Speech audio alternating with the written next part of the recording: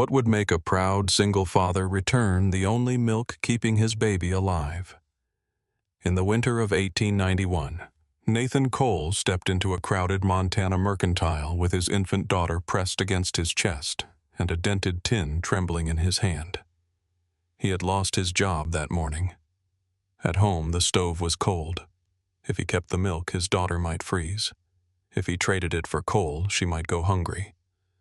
Across the store, the wealthiest widow in Butte watched him place the tin on the counter. What Eleanor Whitmore did next would silence the entire town, challenge everything Nathan believed about pride, and reveal that true wealth has little to do with money. Stay until the end, because this story is about grief, dignity, and the courage to love again. Like the video and tell us in the comments where you are watching from. Only hours earlier, Nathan Cole had still believed he could solve the day by working harder. He woke before dawn in a room so cold that his breath hung above him like smoke. The fire in the iron stove had gone out during the night. Gray light leaked through a crack beside the window, and a thin line of snow had gathered on the floorboards beneath it. Emma lay in a wooden crate beside the bed, wrapped in Nathan's coat. Her eyes were open. That frightened him more than crying would have. She watched him without moving, her cheeks pale, her lips dry. When he lifted her, she gave a small cough against his chest. "I know," he whispered. "Your father is late again." There was no one else in the room to hear him. Nathan crossed to the stove and opened the iron door. Nothing remained inside except a little white ash. He searched the coal bucket, though he already knew it was empty. His fingers found one black chip no larger than a coin. He placed it in the stove anyway. Then he looked around the room. There was a narrow bed, a table with one uneven leg, 2 chairs, and a shelf holding a chipped cup, a tin plate, and Mary's blue scarf. Nathan took the weaker chair and turned it over. The wood creaked beneath his hands. For a moment he stood there ashamed. Mary had sat in that chair during the last months of her pregnancy, both hands resting over the child moving inside her. Emma coughed again. Nathan broke one chair leg across his knee.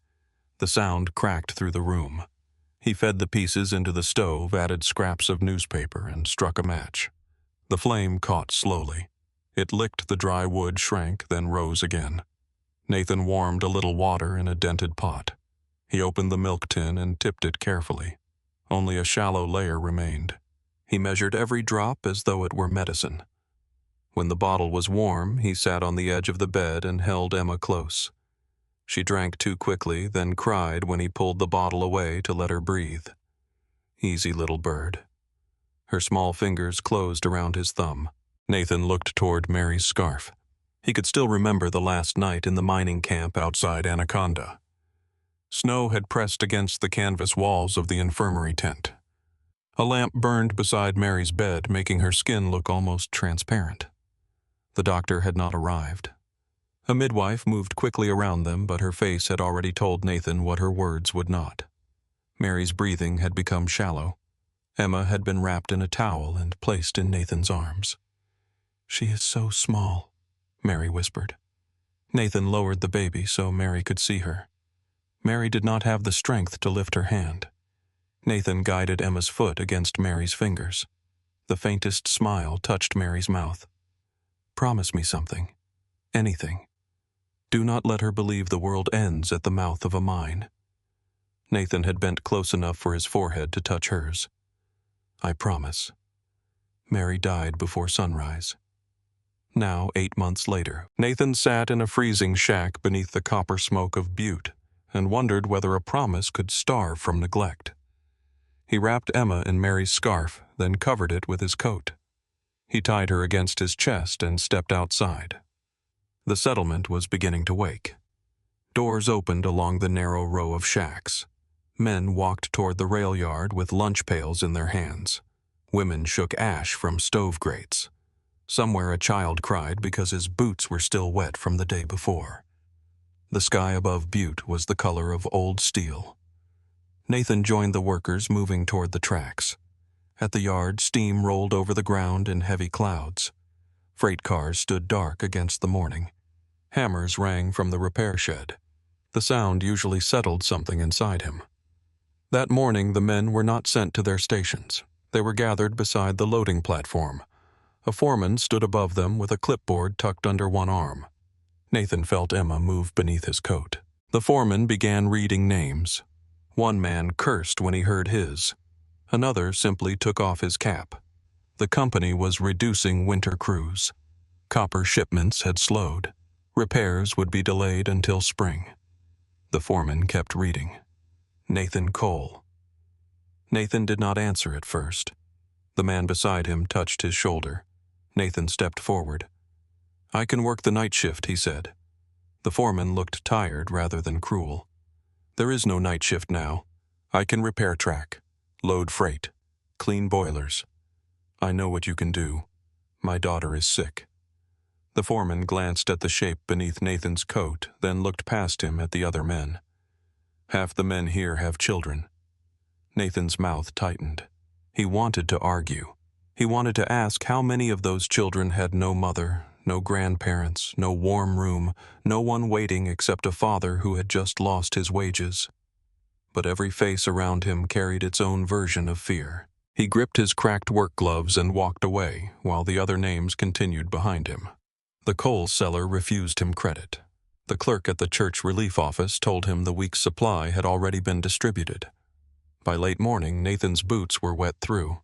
He stood beneath the awning of a closed tailor shop and counted the coins in his pocket. 3 cents. Not enough for coal, not enough for milk. The dented tin in his satchel seemed to grow heavier. He had bought it from Shaw's Mercantile 4 days earlier, after Gideon Shaw agreed to place the cost on his account. Nathan had expected his wages on Saturday. There would be no wages now. He looked down at Emma. Her eyes had closed, but her breathing was uneven. Nathan took the milk tin from the satchel. The metal was cold against his hand. He turned toward the Mercantile. Across town, Eleanor Whitmore sat alone at the end of a dining table built for 14. Sunlight passed through tall windows and spread across polished silver, untouched bread and a cup of coffee that had already gone cold. A servant entered carrying a vase of white lilies. Eleanor looked up. "Take those away." The young woman stopped. "Mrs. Whitmore." "The flowers. Remove them." The servant obeyed at once. White lilies had filled the church on the day Abigail was buried. 16 years had passed, yet the scent still returned Eleanor to that morning with a cruelty no calendar could soften. Albert Knox entered after the servant left. He carried a leather folder beneath one arm. Snow had melted along the shoulders of his dark coat. Mr. Hale sent another offer for the northern ridge. Eleanor unfolded her napkin, though she had no intention of eating. How generous is he pretending to be today, 10% above the last offer? Then he wants the land more than he did last month. Albert placed the folder near her plate. He says the property serves no purpose. Eleanor opened the document and read the first line. Anything a man calls useless before trying to buy it is usually worth keeping. Albert placed another note beside the folder. The charity luncheon expects you to bring tea. Eleanor rose from the table.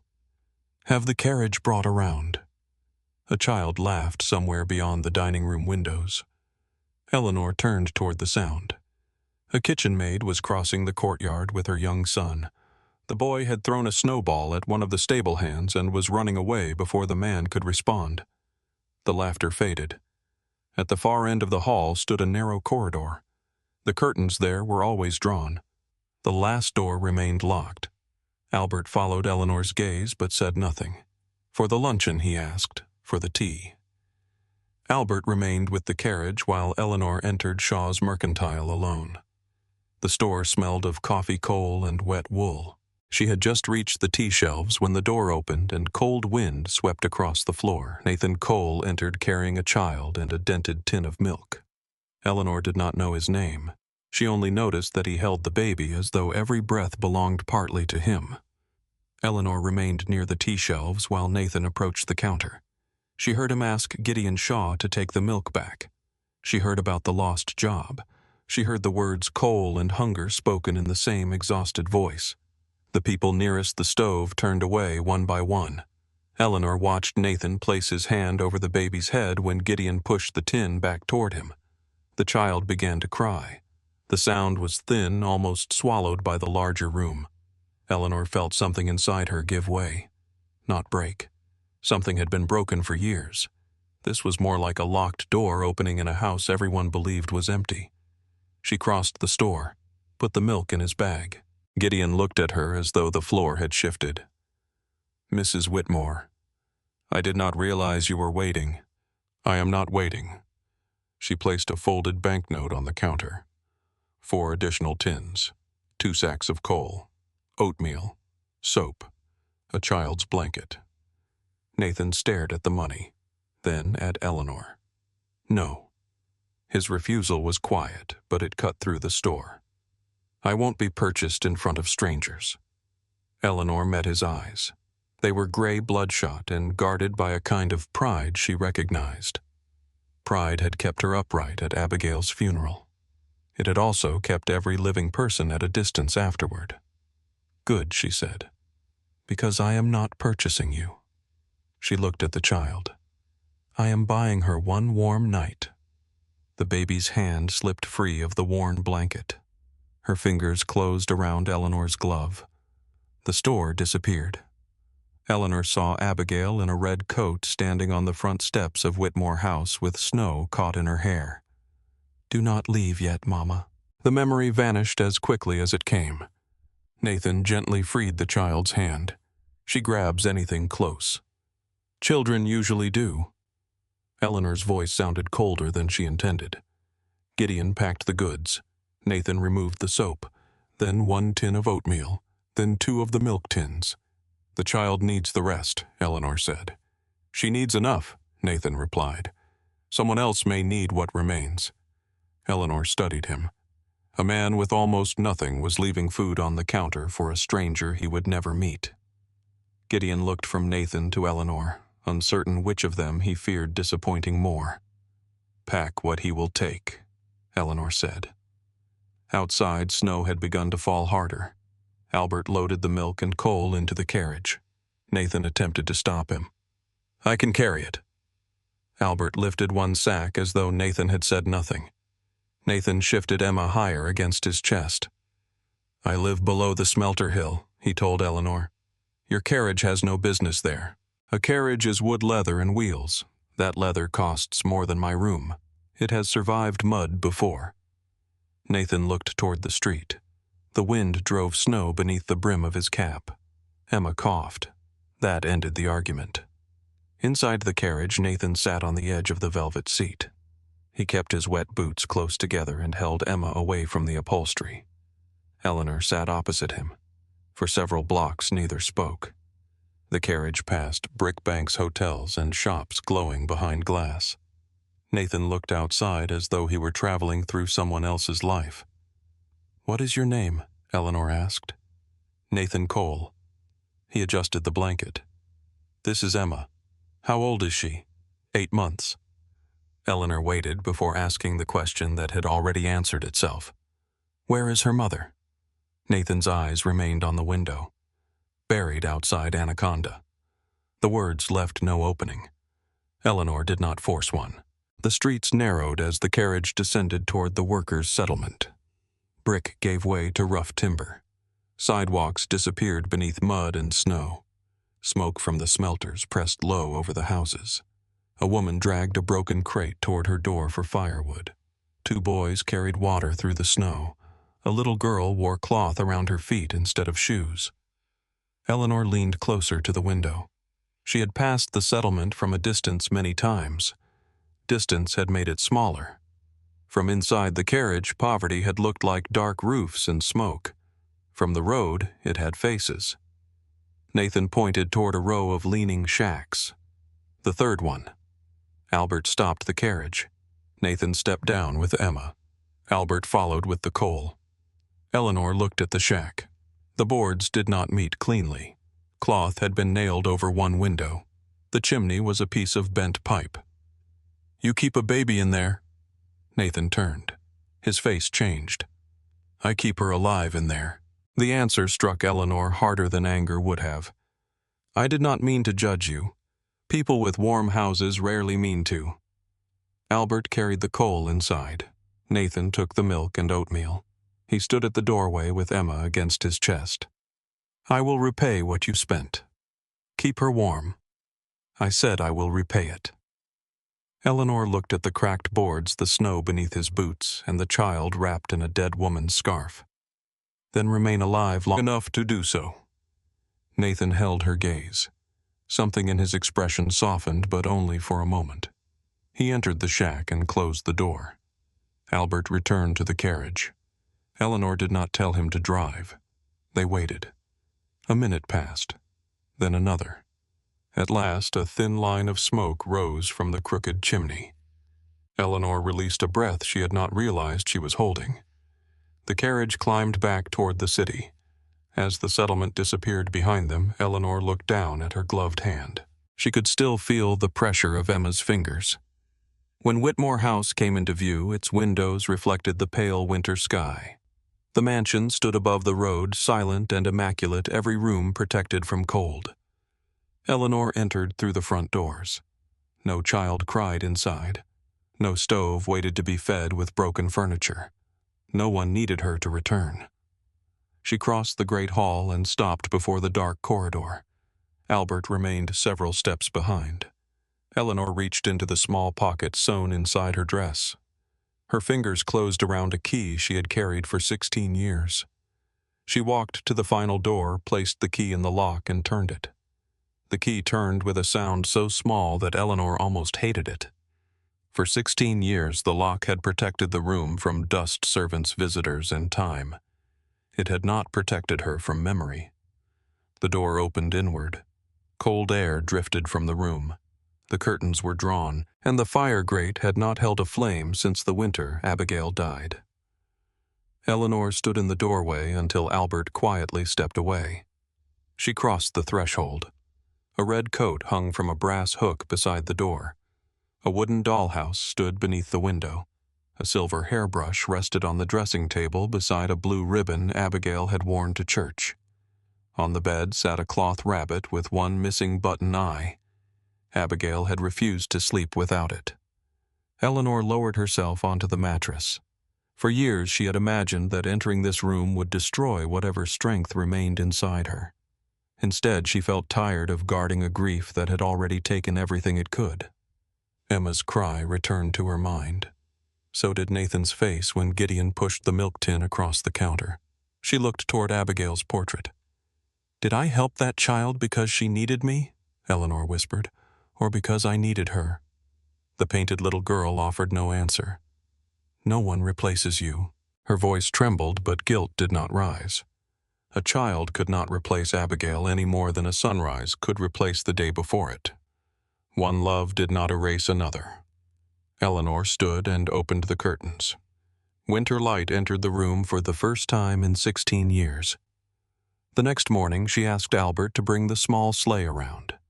They rode north across the Whitmore property while snow bent the dry grass. The land rose above the city where black smoke drifted beneath the mountains. At the far edge of the orchard stood an abandoned cottage. Its roof sagged above the porch. One shutter hung by a single hinge. Dead vines covered the stone chimney. Behind it, apple branches tangled together beneath ice. Albert forced the front door open. Inside were a narrow kitchen, one bedroom, and a main room with a fireplace built from mountain rock. A rusted pump stood behind the cottage near a spring house whose door had fallen inward. "How long has it been empty?" Eleanor asked. 7 years. And the orchard. Some trees are gone. Some may still live. Eleanor looked through the dirty window. "Bring Nathan Cole here tomorrow. Should I tell him why? No. Tell him I intend to collect my debt." Nathan arrived the next morning carrying Emma beneath his coat. He had shaved, though a small cut marked his jaw. His shirt was clean but worn thin at the collar. He stood in the entrance hall with his cap in both hands and studied the marble floor as if it might charge him for every wet footprint. A maid offered to take his coat. "The child stays with me," Nathan said. Eleanor met him on the rear terrace where the northern ridge could be seen beyond the gardens. "You said there was a debt," he said. There is. She handed him a folded sheet of paper. The page listed repairs needed at the cottage orchard spring house and boundary fence. Nathan read slowly. What is this A position? I did not ask for one. No. You asked to repay me. With wages I earn somewhere else. You have found work. His silence answered. Eleanor pointed toward the ridge. The caretaker's cottage is empty. The orchard is failing. The spring channel has frozen and the northern fence has not been repaired in years. What are you offering 6 months as caretaker of the northern acreage? Housing is included. You will receive weekly wages. Milk for Emma will be counted as part of your pay until she no longer needs it. Nathan's face hardened. So I work for baby food. You work for wages.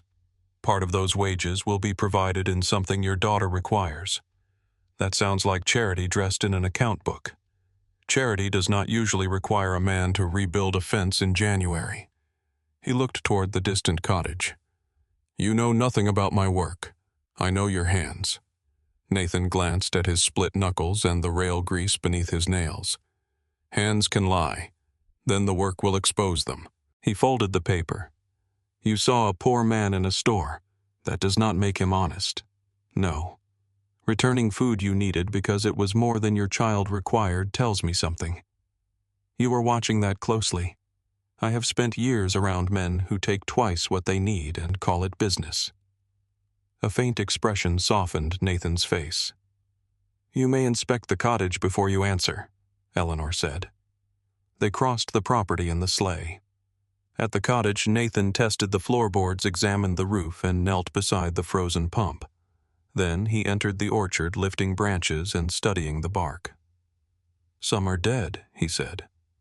Can the others be saved? Eleanor asked. Maybe. What would they need pruning? Water. Protection from deer. Time. You sound certain about time. Nothing grows without it. Nathan walked back to the porch. What happened to the last caretaker? His wife became ill. He moved east, and no one replaced him, no. Why? Eleanor looked at the neglected trees. Because I stopped caring whether anything grew here. Nathan studied her but did not ask what she meant. If I take the position, I want the terms written.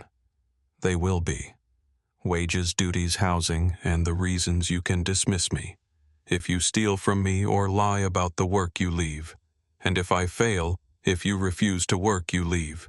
If you fail honestly, we discuss why. Nathan shifted Emma in his arms. And if you become tired of saving us? The words cut them both. Eleanor held out the cottage key. Then the contract protects you from my moods as much as it protects me from yours. He did not take it. I will not live here as a display of your kindness. Then do not. Live here as the man responsible for bringing this land back to life. She closed his fingers around the key. Nathan looked toward the orchard. I will work for every dollar. I expect nothing less. He moved into the cottage 2 days later. He refused Eleanor's wagon and borrowed a handcart from a rail worker. Everything he owned fit inside it. 1 blanket, 2 shirts, a cooking pot, Mary's blue scarf, a framed photograph, and the dented milk tin. Nathan repaired the bedroom window before unpacking. He filled the cracks with cloth, sealed the broken frame, and only then carried Emma inside. The wooden crate that had served as her bed looked more pitiful in the warm cottage. That evening, Nathan found several lengths of apple wood in the shed. For 3 nights after Emma fell asleep, he worked beside the fire. He shaped curved supports with a knife, sanded the boards with rough cloth, and joined them with wooden pegs. On the 4th morning, Emma woke in a cradle. Nathan stood over her with sawdust in his hair. Well, he said, you are moving up in the world. Emma kicked both feet. Nathan smiled. It was the first smile Eleanor saw on him. She had come to inspect the roof, or that was what she told herself. Nathan noticed her in the doorway. You could knock. I did. The wind is loud. Eleanor entered. The cottage smelled of wood smoke and oatmeal. Washed cloths hung near the fireplace. An old agricultural book from her library rested on the table. She touched the cradle. Small birds had been carved into the headboard. "Where did you learn my father built wagons? Did he teach you?" "He taught me how to repair what I could not afford to replace." Emma made a soft sound. Eleanor leaned over the cradle. The baby stared at her, then raised both hands. Nathan remained close. Eleanor did not lift Emma. She waited. After a moment, he gave the smallest nod. Eleanor raised the child carefully. Emma grabbed the silver chain at her throat. "That belonged to my daughter," Eleanor said. Nathan's eyes moved to the locket. "You had a child?" "Yes." She placed Emma back in the cradle before he could ask more. Nathan worked from first light until the sky darkened. He repaired the boundary fence with salvaged wire. He cleared branches from the orchard paths. He broke ice from the spring channel and found a split in the pipe. Instead of requesting a new section, he wrapped the break with leather and wire until the ground could be opened in spring. On the 6th morning, Eleanor found him waist-deep in snow beside the spring house. Emma was secured against his chest beneath a wool wrap. Nathan struck the frozen door with the back of an axe, pausing after every blow to place one hand over the baby's head. "You cannot work like that," Eleanor called. Nathan turned. "She cannot stay alone. I can hold her." He looked at Eleanor, then toward the cottage. The hesitation was brief, but visible. Eleanor removed her gloves and held out her arms. Nathan untied the wool carefully. Emma protested when the cold touched her face. Eleanor drew the child beneath her cloak. Nathan returned to the spring house. For nearly an hour, Eleanor stood beside the fence while he cleared ice, lifted the broken door, and reached the blocked channel beneath it. Emma slept against Eleanor's heart. When water finally moved through the narrow cut in the stones, Nathan sat back on his heels. The sound was faint, no more than a hidden trickle. Still, he smiled at it. Eleanor looked from the moving water to the sleeping child. "You knew it was there." "I hoped." "That is not the same thing." "No," Nathan said. "But sometimes hope is enough to keep a man digging." By the end of the first week, smoke rose steadily from the chimney. The fence stood straight. Water began to drip from the pump. Nathan kept a written account of every tool nail and length of rope he used. On Saturday, Albert handed him an envelope containing his wages. Nathan counted the money twice. "There is $1 too much." Mrs. Whitmore approved a winter allowance. "It is not in the contract. Then consider it a correction." Nathan walked through falling snow to the mansion and placed the coin on Eleanor's desk. She looked from the money to him. "You crossed the property for $1. It was not mine. You could have mentioned it next week. It would still not have been mine. What if I order you to keep it? Then I will ask whether obedience is part of my written duties." The corner of Eleanor's mouth lifted. "You are an exhausting man. I have been called worse." Emma coughed beneath his coat. Eleanor's expression changed. "How long has she been coughing since before the mercantile? Has a doctor seen her?" "No." "Why not doctors expect payment? So do caretakers. That does not make either unnecessary. I know my daughter. You know rail lines and apple trees." Nathan's face closed. "I know when Emma is hungry. I know how she breathes when she sleeps. I know which cry means pain and which means she wants to be held. I did not say you were a poor father. You did not have to." He left before she could answer. The next morning, Eleanor sent Dr. Webb to the cottage. She told herself she was protecting Emma. She did not ask Nathan.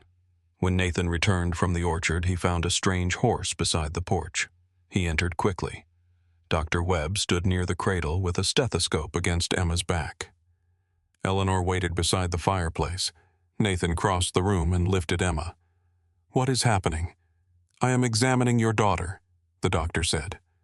"Who asked you to?" Eleanor answered. "I did." Nathan looked at her. Not angry at first. Wounded. "Doctor, leave us." When the door closed, Nathan wrapped Emma in her blanket. "You sent a stranger into my home. He is a physician. He is a stranger. He said Emma is underweight and her lungs are clear. I know she is underweight." "What are you doing about it?"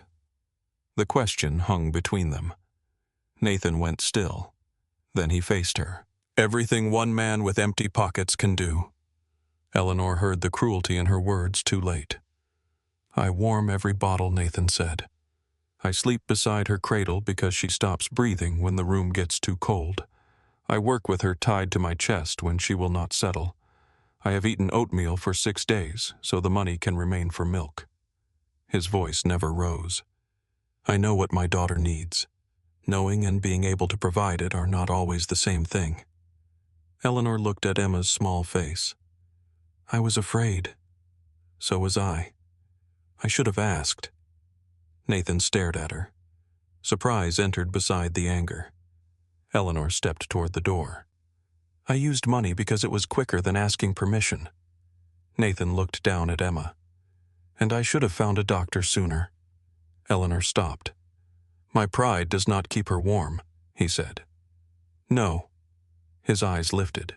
"Neither does your authority." "No," Eleanor answered. Silence filled the cottage. Then Emma sneezed. They both looked down. A small laugh escaped Eleanor before she could stop it.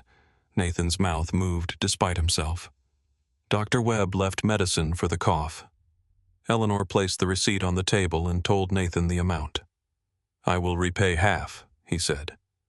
"All of it is not required." "Half." Eleanor nodded. "Half." After that day, she knocked louder. She did not send food without asking. Nathan did not return every kindness as though it were an insult. A rhythm formed between them. Eleanor visited the cottage to review accounts, inspect repairs, or bring a book Nathan had requested. Sometimes the reasons were real. Sometimes Nathan suspected they were not. He never exposed the difference. When Emma cried, Eleanor waited for his nod before lifting her.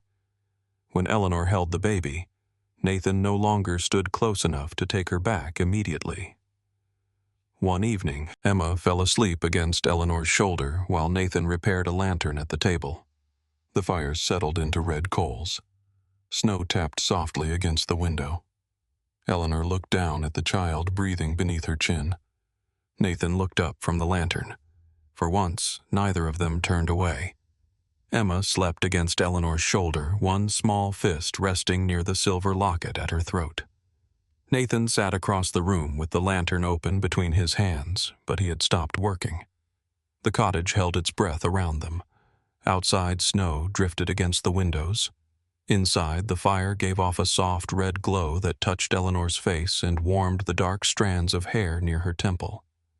Nathan had seen beautiful women before. Women in railroad hotels, women stepping from polished carriages, women who wore perfume strong enough to follow them across a room.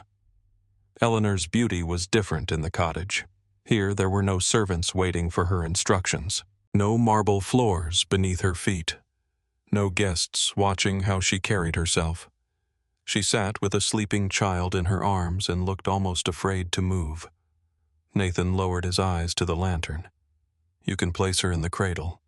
I know. She may sleep longer there." "I know that too." Nathan looked up again. Eleanor's voice had softened. "I do not want to wake her." He understood. Some moments felt too rare to disturb even when they could not last. Nathan returned to the lantern. He cleaned the soot from the glass and adjusted the wick while Eleanor continued holding Emma. After several minutes, Eleanor noticed a small wooden box on the shelf beside the fireplace. Its lid was painted blue, though most of the color had worn away. "What is that?" Nathan followed her gaze. "Mary's music box." "Does it still play?" "No." "What happened to it?" "The spring broke before Emma was born." Eleanor looked at the lantern parts spread across the table. "You repair everything else." "Not everything." The answer carried more weight than the words themselves. Eleanor waited. Nathan closed the lantern and set it aside. "Mary found the box in a second-hand shop in St. Louis," he said. "She said it sounded like the song her mother used to sing. What song? I never learned the name." He stood and took the box from the shelf. When he opened it, a small painted bird rose from the center, but it did not turn. Nathan touched the bird with one finger. Mary played it every night during the journey west, even when the wagon wheels were louder than the music. Eleanor looked down at Emma. She came west with you willingly. She was the one who wanted to come. A quiet smile appeared on Nathan's face. Mary believed every horizon was hiding something better. And did you? I believed Mary. The fire cracked. Nathan sat again, the music box resting in his hands. We met in Missouri. Her father owned a feed store. I worked for a wagon maker across the street. She used to bring grain orders just so she could stand in the workshop and ask questions. What kind of questions? Questions she already knew the answers to. Eleanor smiled. That sounds deliberate. It was. Nathan turned the silent key on the side of the box.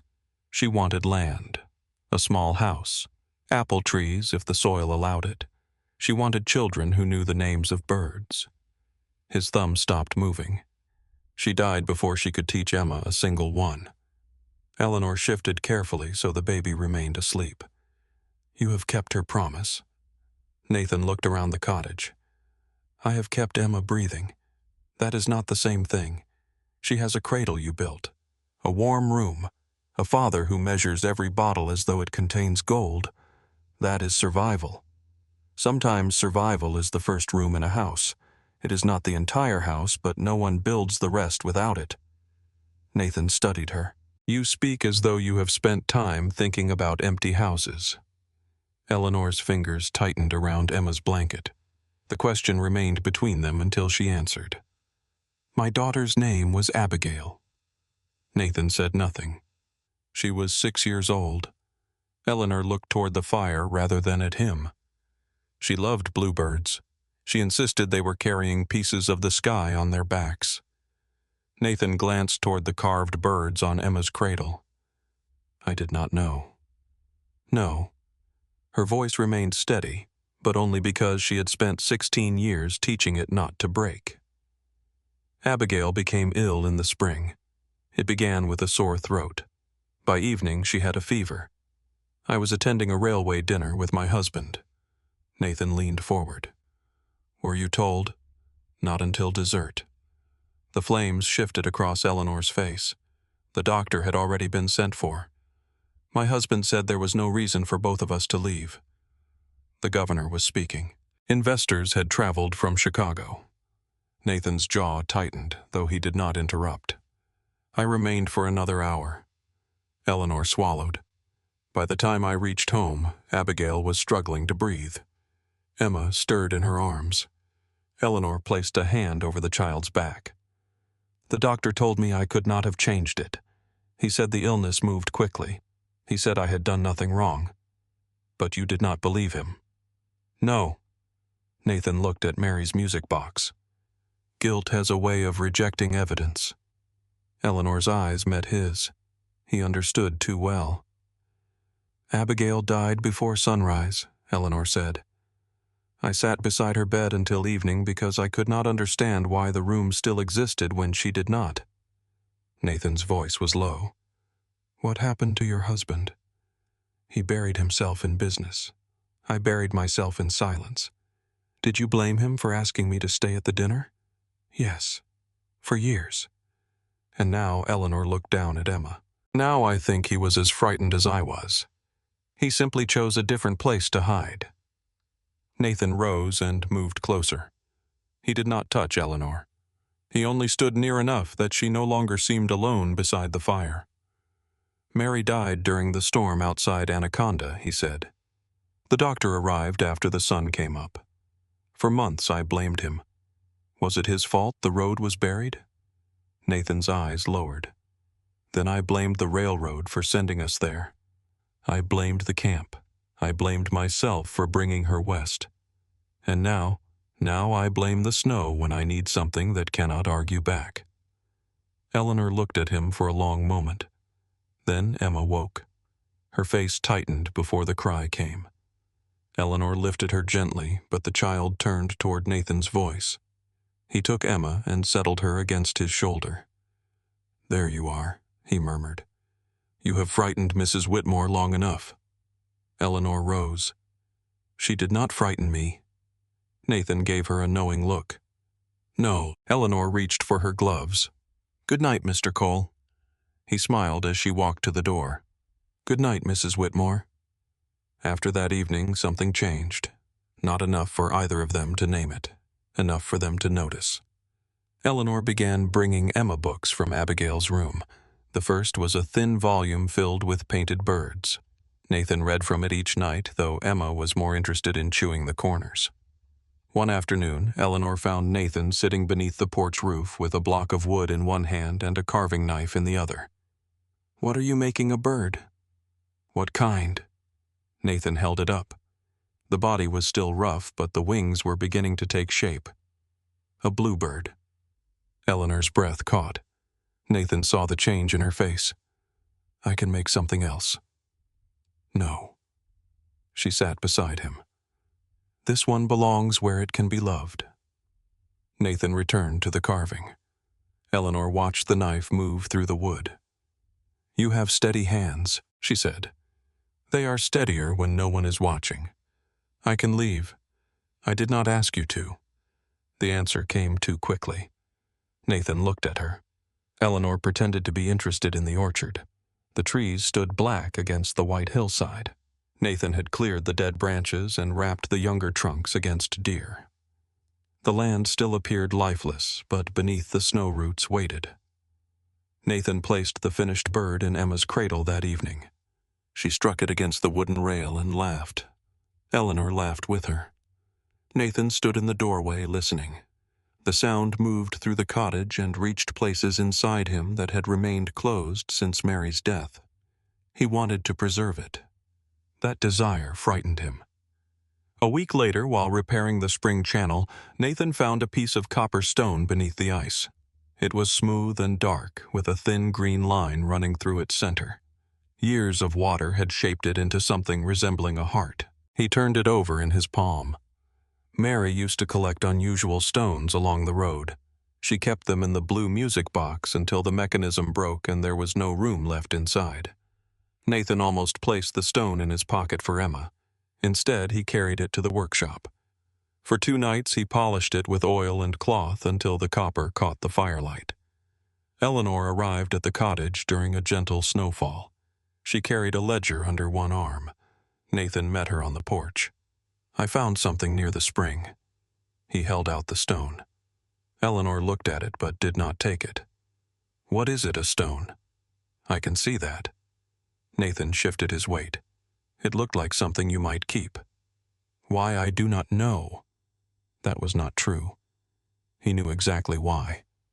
The shape reminded him of what had begun to return to Eleanor's face when Emma laughed. Eleanor accepted the stone. Her bare fingers touched his. The contact lasted only a moment, yet Nathan felt it through his entire arm. Eleanor turned the stone in her palm. It is beautiful. It is not worth anything. Most things called worthless are only being measured by the wrong person. Nathan smiled. You said something like that before. I am permitted to repeat myself. The snow gathered in Eleanor's hair. Nathan reached toward her, then stopped. She saw the movement. Neither spoke. Emma cried from inside the cottage. Nathan lowered his hand. Eleanor looked toward the door. She has unfortunate timing. She gets that from me. They entered together. 2 mornings later, 3 dark carriages climbed the road toward Whitmore House. Conrad Hale stepped from the first. He wore a heavy black coat with a sable collar. His boots showed no trace of mud. 2 attorneys followed him along with a county surveyor carrying a leather case. Albert informed Eleanor while she was reviewing freight accounts in the library. He brought witnesses. Then he intends to perform. Conrad entered without removing his gloves. Eleanor, Mr. Hale. His smile remained in place. You make an old friend sound like a tax collector. You have never collected anything that was freely given. Conrad placed a rolled map on her desk. The northern boundary of your property may have been recorded incorrectly. Eleanor did not touch the map. May have been. The original mining easement predates your husband's purchase. My husband's attorneys reviewed every title. Attorneys make mistakes, especially when paid to discover them. Conrad's smile thinned. The surveyor opened the map. A red line crossed the northern ridge passing through the orchard and spring. Conrad placed one finger on the mark. The spring may lie within an easement controlled by one of my companies. That spring has supplied Whitmore land for 30 years. Use does not establish ownership. What do you want the ridge? You offered money last month. I prefer a peaceful transaction. Eleanor looked toward the window. From the library, she could see smoke rising from Nathan's cottage. Conrad followed her gaze. I am told you have placed a laborer there. He is my caretaker. He is more than that. Eleanor turned back. Choose your next words carefully. Conrad removed a newspaper clipping from his coat. It described a miners' meeting near Anaconda. Nathan's name appeared beneath the headline. Laborer demands action after tunnel deaths. He spoke against mine owners, Conrad said. He encouraged men to refuse work. He asked that unsafe supports be replaced. He called for compensation to the dead men's families. Do you object to feeding widows? I object to men who teach laborers that suffering gives them authority. Eleanor picked up the clipping. The report quoted Nathan demanding that the company bury 3 workers whose bodies had been left underground while production continued. She read it twice. Conrad watched her. You have invited a radical onto land tied to your freight interests. I hired a father who needed work. You hired a man blacklisted by half the mines in western Montana. Then half the mines have questionable judgment. Conrad leaned closer. Banks pay attention to judgment. So do investors. So do the women who still invite you into their homes. Eleanor folded the clipping. Are you threatening my credit or my invitations? I am reminding you that reputation is a form of currency. It is fortunate that I possess other kinds. For now. The room became quiet. Conrad placed his gloves on the desk. Dismiss him. Sell me the ridge. The survey question disappears. Eleanor looked at the red line crossing the map. So the boundary is uncertain only while Nathan remains. Conrad's expression did not change. Wealth has made you independent for too long. You have forgotten how quickly people can close their doors. My doors remain open. Yes, Conrad said. That appears to be the problem. Eleanor stood. Albert stepped forward before she called him. The meeting is over, she said. Conrad gathered his gloves. At the door he paused. The town will not believe this is charity forever. Eleanor held his gaze. It was never charity. That evening she carried the newspaper clipping to the cottage. Nathan read it beside the fire. He did not deny a word. 3 men died, he said. The company knew the supports were rotten. You called for the shift to stop. They wanted to send another crew into the same tunnel. You were dismissed afterward. Not directly. But your name followed you. Nathan folded the clipping and placed it on the table. Conrad Hale owns part of the company. Eleanor understood. I knew who you were before he came here. He knew before I did. Nathan looked toward Emma's cradle. I should leave tonight. Eleanor stared at him. No, he wants the ridge. I have given him a way to make this personal. It was already personal. He can damage your business. He has tried before.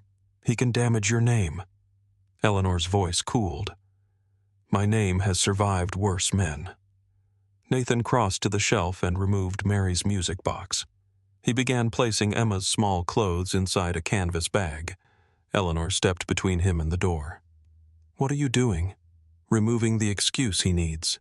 You are not the reason Conrad wants my land. No. I am the reason he can make you look foolish for protecting it. I do not care how he makes me look.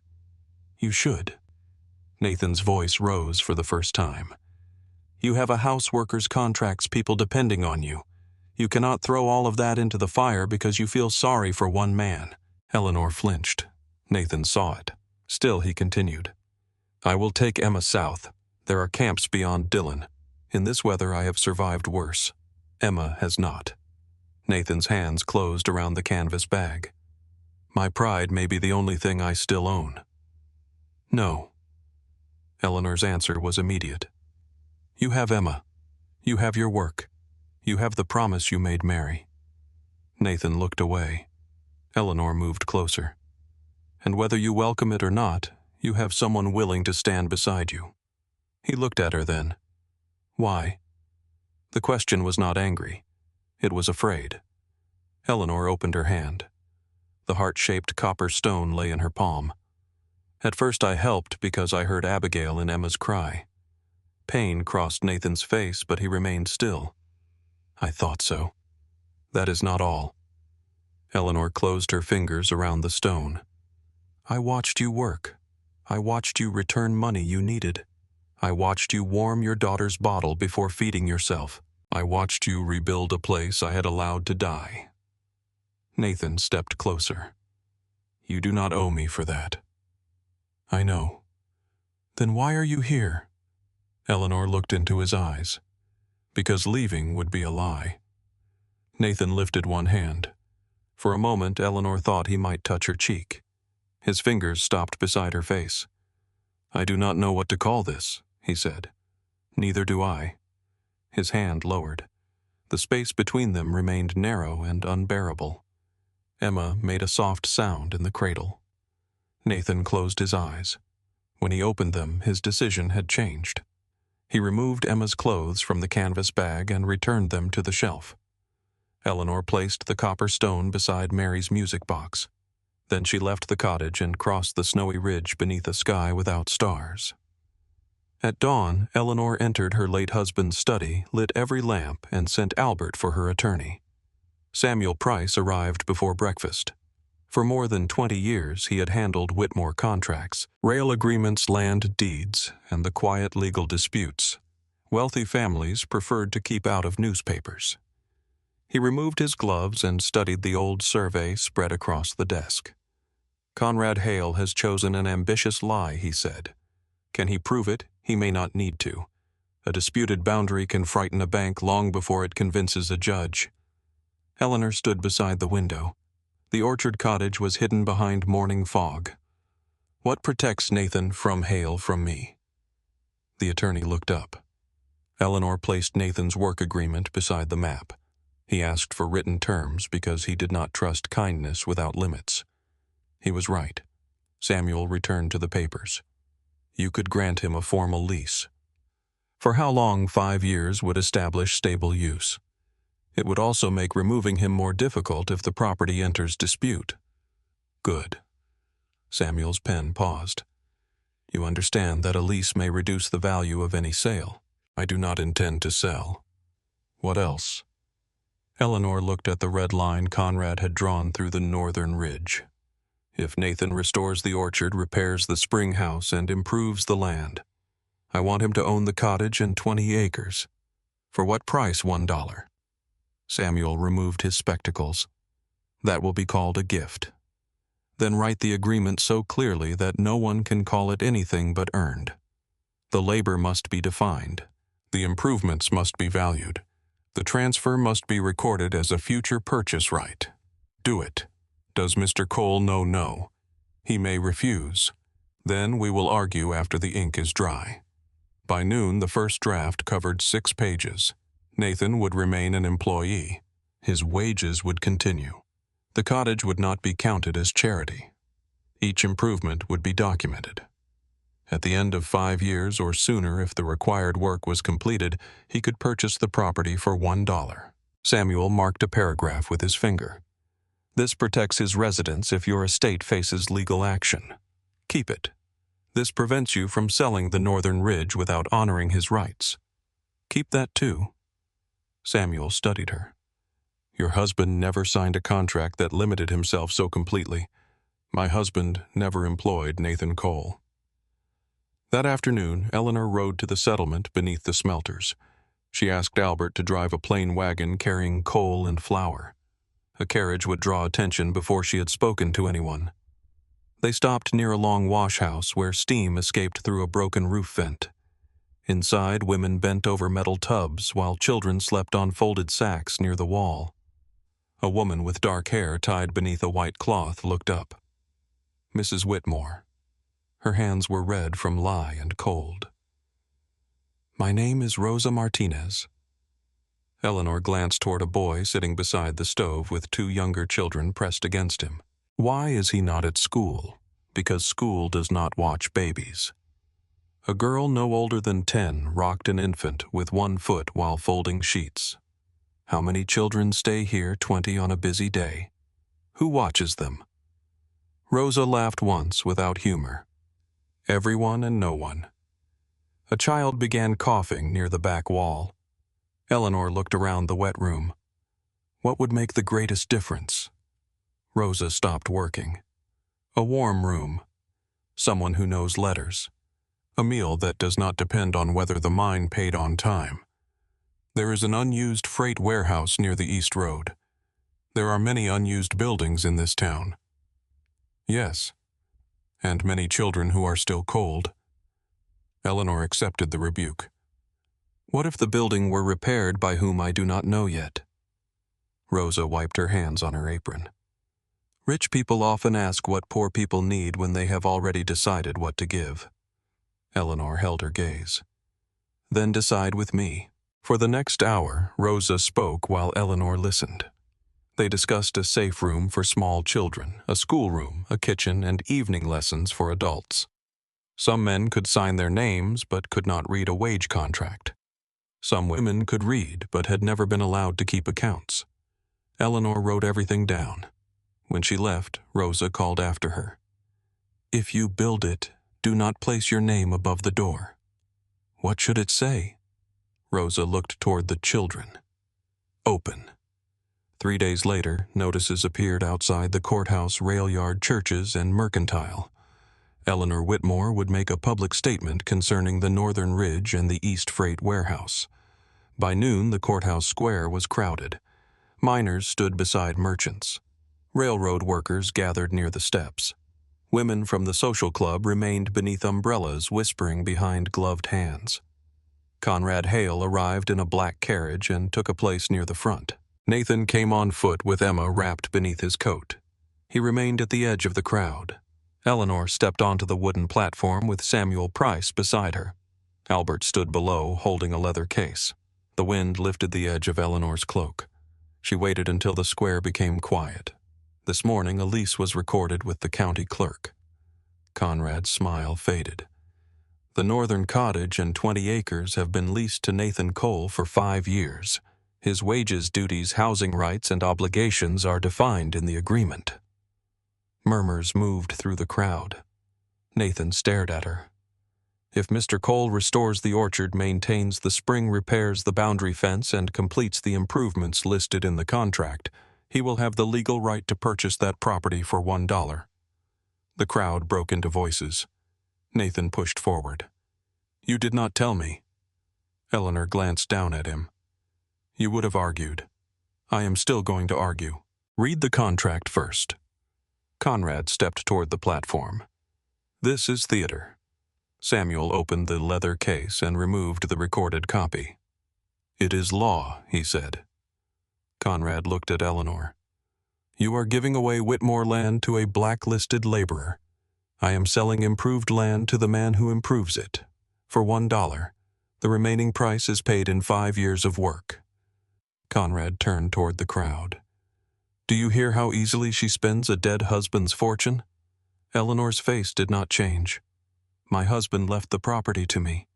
He left it to the Whitmore name. No, he left it to his wife. The women beneath the umbrellas became quiet.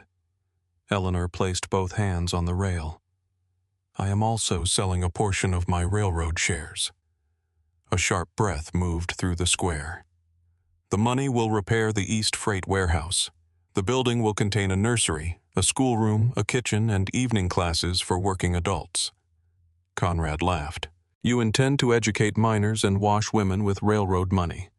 Yes, people who contributed nothing to that fortune.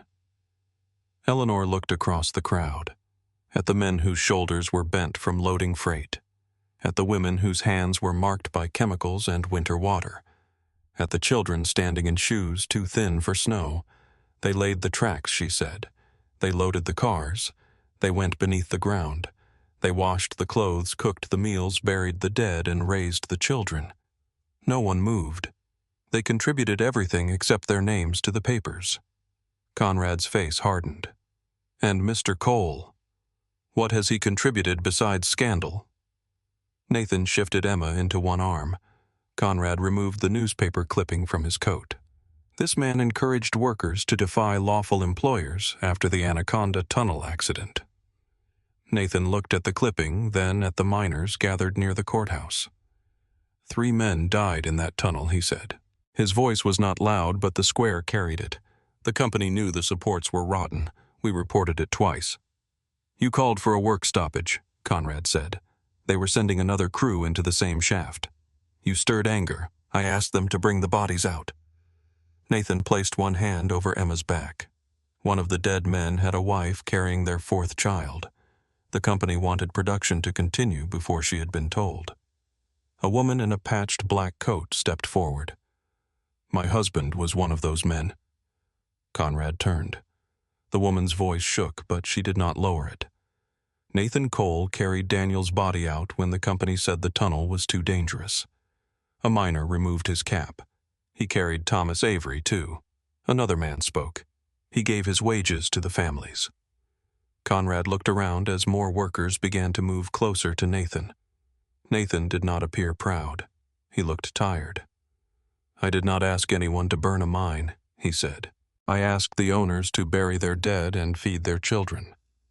The widow moved to stand beside him. Others followed. Not everyone. Enough.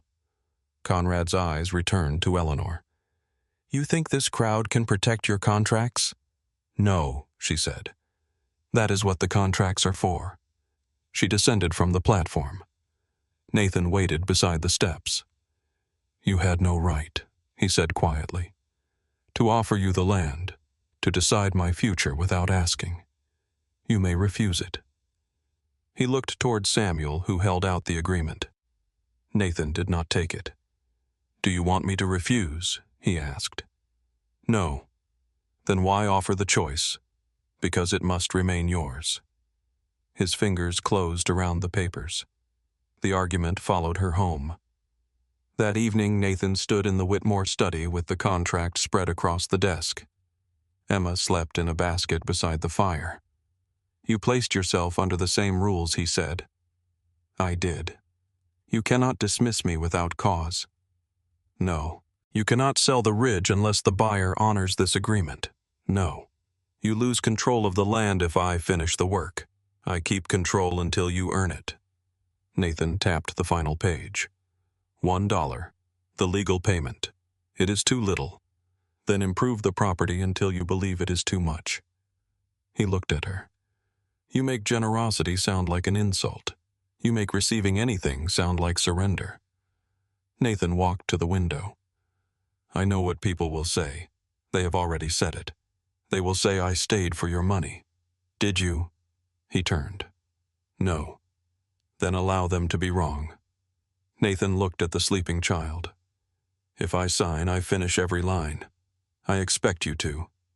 He took Eleanor's pen. His signature was slow and careful. When the ink dried, Eleanor handed him one copy.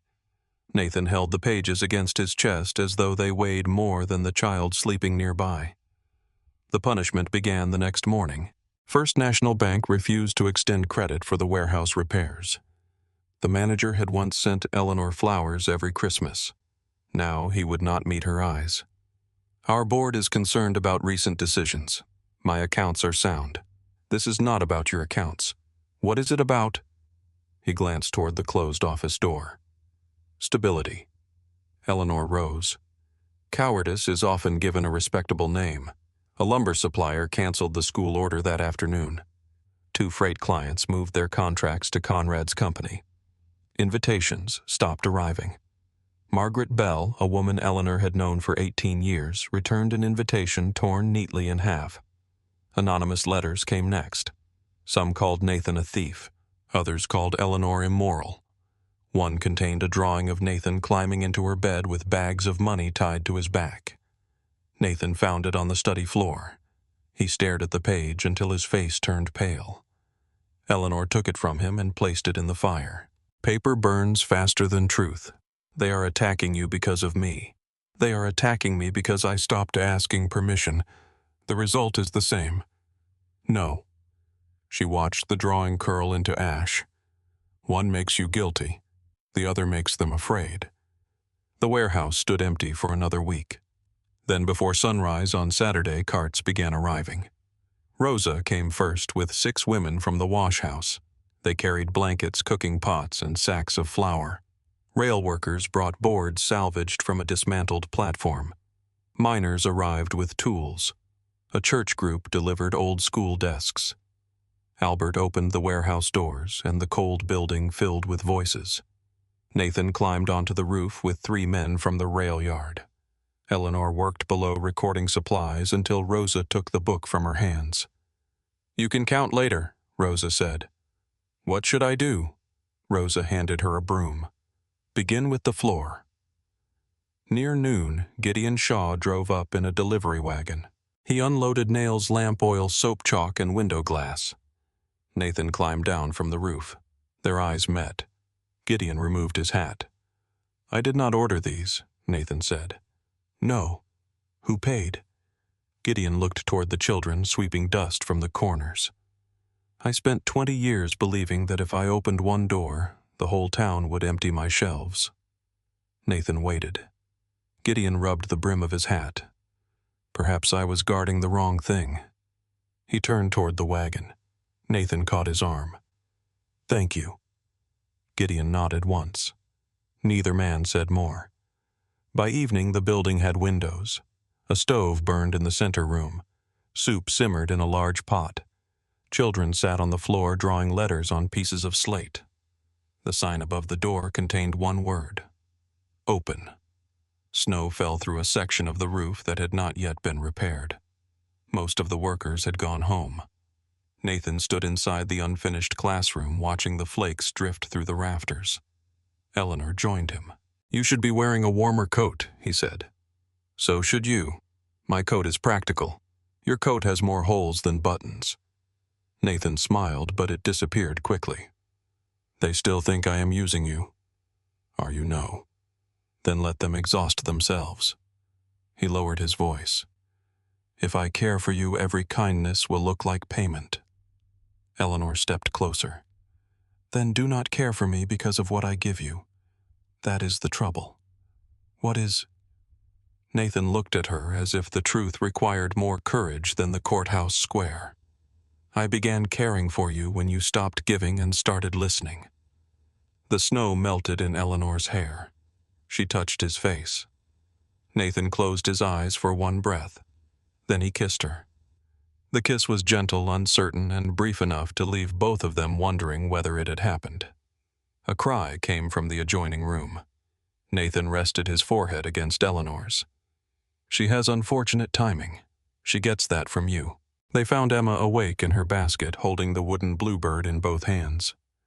Eleanor lifted her. Nathan placed another piece of wood in the stove. Outside, the wind moved down from the mountains and pressed against the new glass, while the 3 of them remained beside the fire until the last workers had gone home. Outside the warehouse, the wind moved down from the mountains and pressed against the new glass. Nathan looked toward the dark ridge beyond the town. The snow had changed. Only an hour earlier, the flakes had drifted gently through the unfinished roof. Now they moved almost sideways, thin and sharp, driven by a wind that carried the smell of iron and deep cold. Emma rested against Eleanor's shoulder, still clutching the wooden bluebird. Nathan crossed to the nearest window and wiped a clear circle through the frost. "What is it?" Eleanor asked. "The clouds." Above the western mountains, the sky had become a solid wall of gray. The last strip of evening light was disappearing behind it. Albert entered from the main room, carrying Eleanor's cloak. "The stable boy says the horses are restless." Nathan looked at him. "How fast is the temperature falling? Nearly 10 degrees since sunset." Rosa stood near the stove, wrapping leftover bread in cloth. "My husband used to say animals feel a storm before men admit it is coming." Nathan reached for his coat. We should close the building. Most of the workers had already left, but several families still remained in the nursery room. The children were tired, and some of the women faced long walks back to the settlement. Eleanor looked through the window again. Albert, bring the wagon around. Take everyone home. The road may already be difficult. Then take the strongest horses. Nathan moved toward Emma. I will carry her. Eleanor turned slightly as though reluctant to let the child leave her arms. Nathan noticed. He held out his hands and waited. Eleanor placed Emma against his chest. The baby looked from one face to the other, then pressed the wooden bird beneath her chin. Nathan fastened his coat around her. You should come to the mansion tonight, Eleanor said. The cottage has a stone fireplace. The roof is old. I repaired the western slope. You repaired what you could see. Nathan heard the worry beneath her words. He softened his voice. I have tools, food, and enough wood for 3 nights. The chickens need shelter, and the young trees need the canvas secured before the wind tears it away. The trees can be replaced. I promised Mary that Emma would grow up near them. Eleanor stepped closer. No promise requires you to be foolish. No. But keeping one sometimes requires work at an inconvenient hour. A gust struck the warehouse. The rafters groaned above them. Emma startled. Nathan placed his hand over the back of her head. I will secure the cottage and come to the mansion if the roof shifts. Eleanor studied him. You will not wait until it falls. No. Give me your word. I give you my word. She looked unconvinced, but she nodded. Nathan turned toward the door. Eleanor caught his sleeve. He looked down at her hand. The kiss in the unfinished classroom still existed between them, fragile and unspoken. Be careful, she said. Nathan wanted to answer lightly. He wanted to tell her he had survived worse winters and longer nights. Instead, he covered her hand with his. You too. Then he stepped into the snow. By the time Nathan reached the ridge, the orchard had nearly disappeared. The trees stood like dark bones behind curtains of white. Canvas coverings snapped against their ropes. Snow gathered in the folds and pulled them toward the ground. Nathan carried Emma inside the cottage and placed her cradle near the fireplace. He built the fire high. The walls were warm, but the roof creaked each time the wind struck from the west. Emma watched him from the cradle while he moved through the room. You heard Mrs. Whitmore, he said. Your father is being foolish. Emma waved the wooden bird. Nathan pulled on his gloves. I will be quick. He secured the chicken shed first. The birds crowded together in one corner, feathers lifted against the cold. He added straw, reinforced the door, and carried 2 of the weaker hens into a wooden box beside the kitchen. Then he fought his way into the orchard. The wind pulled at his coat and forced snow beneath his collar. He retied the canvas around the young trees, but the knots froze beneath his fingers before he finished. The final tree stood at the northern edge of the property. Nathan had planted it himself during the first week of December. Its trunk was barely thicker than his thumb. Mary had always wanted apple trees. He wrapped the canvas twice and drove the final stake deeper into the ground. When he returned to the cottage, Emma was crying. The fire remained strong, but powdery snow had begun to sift through a seam near the roof beam. Nathan stood beneath it. A fine crack ran through the plaster. He remembered his promise to Eleanor. He began packing immediately. Milk tins went into a canvas bag. He wrapped Emma in Mary's blue scarf, then added the thick wool blanket from Shaw's Mercantile. He placed the wooden bird inside her covering. The cottage groaned again. A louder crack answered from above the bedroom. Nathan lifted Emma. We are leaving. He reached the front door, but when he opened it, the wind slammed it back against the wall. Snow had gathered above the porch steps. The orchard path was gone. The mansion lights were invisible. Nathan closed the door. He could carry Emma through the storm. He had carried heavier loads across worse ground. But he could not protect her face from the wind and use both hands to find the fence posts. If he fell into a drift, she would freeze before anyone found them. The root cellar offered another choice. It lay beneath the cottage floor, protected by earth and stone.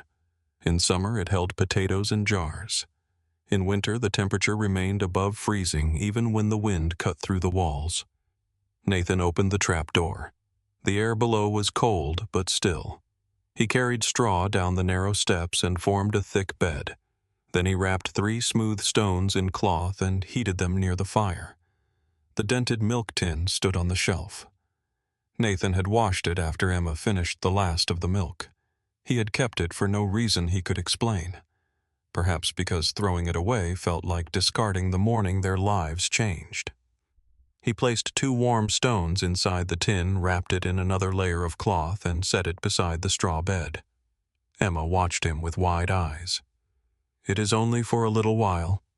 Nathan carried her down. He wrapped her in every blanket he owned and placed the warm tin near her feet, far enough away that the metal could not burn her. He set a crate on its side to shield her from falling dust.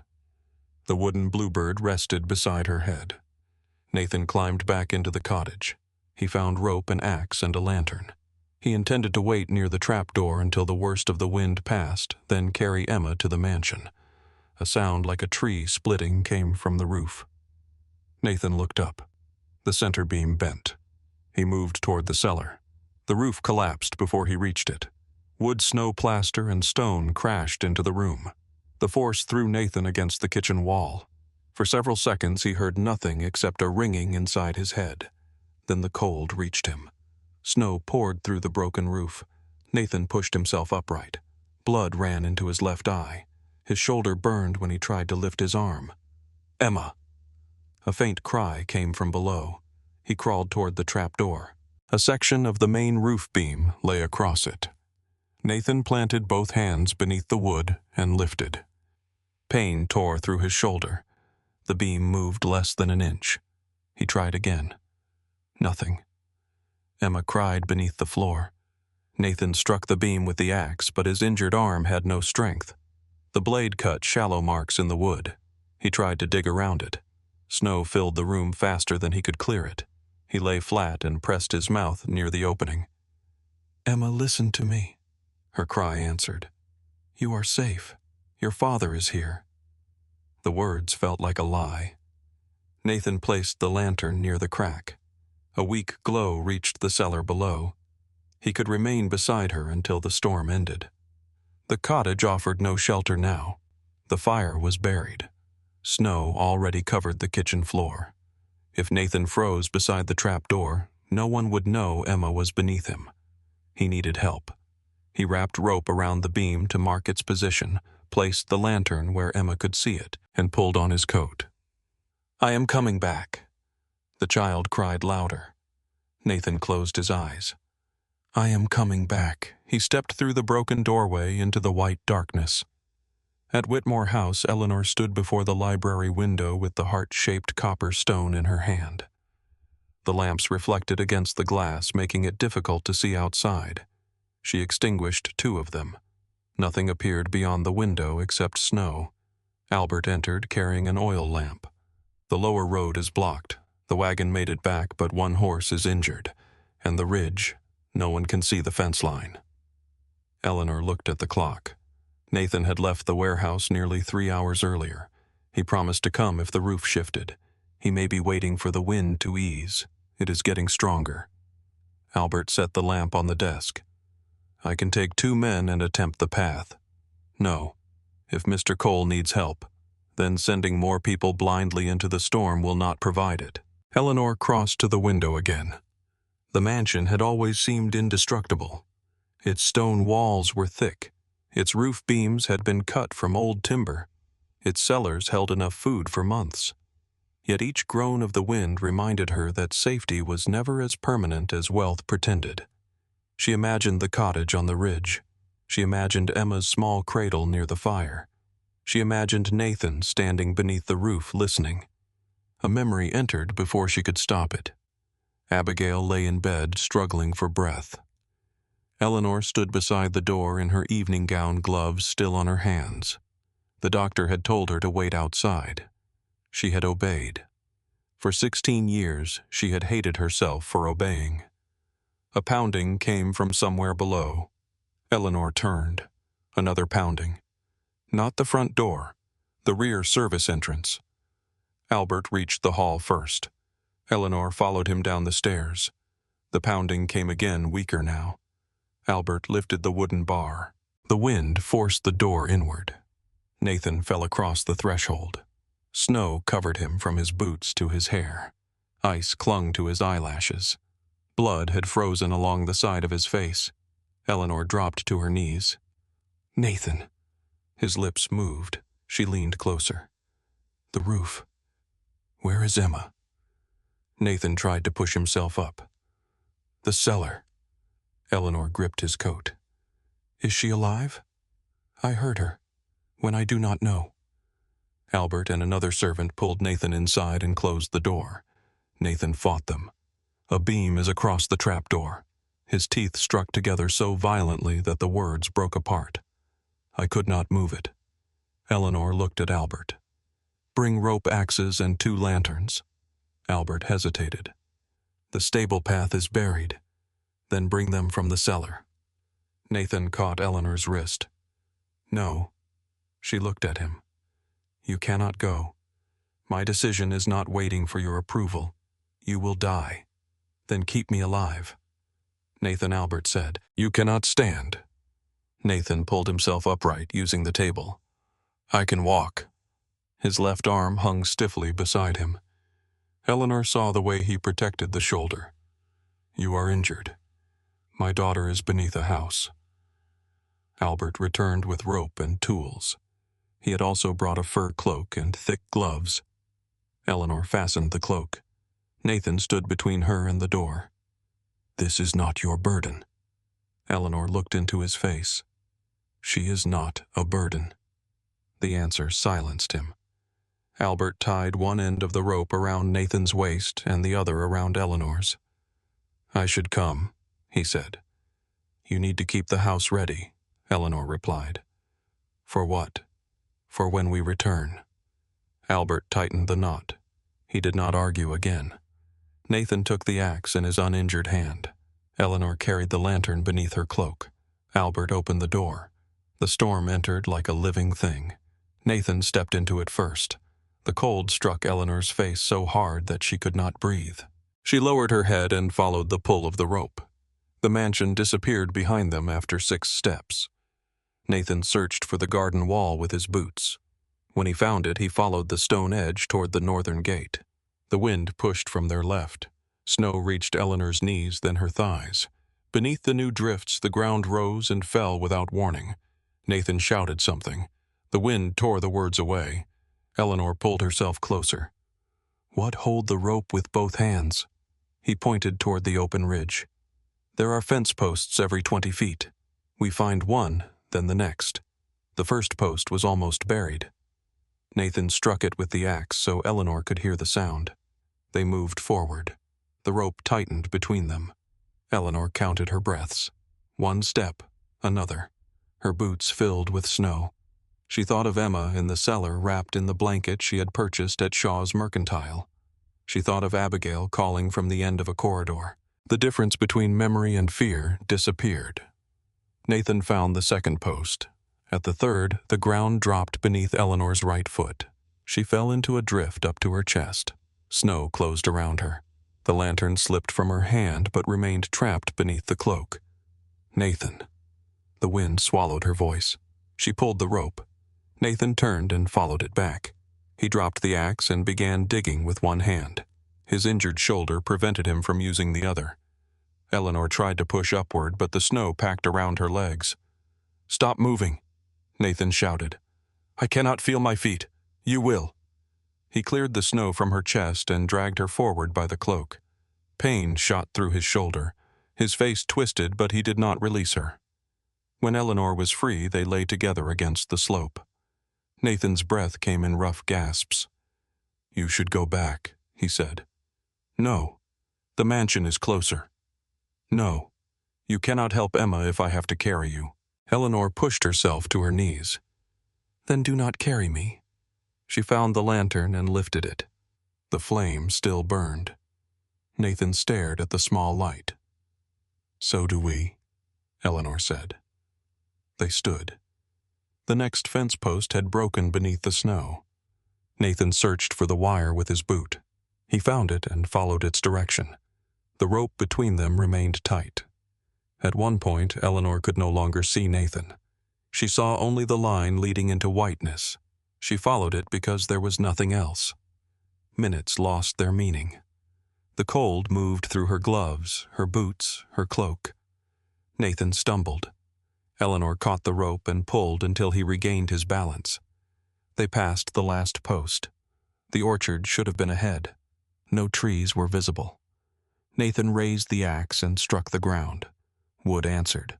A buried trunk. He turned east. The cottage lay beyond the third row. They moved between trees they could not see, touching each trunk before leaving it. At the second row, Nathan stopped. "What is it?" he pointed. A dark shape rose beneath the snow. The cottage chimney. They had reached the ruins. The front wall still stood, but the roof had collapsed into the main room. Snow blew through the opening and covered the broken boards. Nathan tore at the debris. "Emma." Nothing answered. He dropped to his knees. "Emma." A faint cry came from beneath them. Nathan bent forward until his forehead touched the snow. Eleanor heard a sound leave him that was not quite a sob and not quite a prayer. "She is alive." They found the rope Nathan had tied around the fallen beam. Eleanor cleared snow from the trap door while Nathan dug along the length of the wood.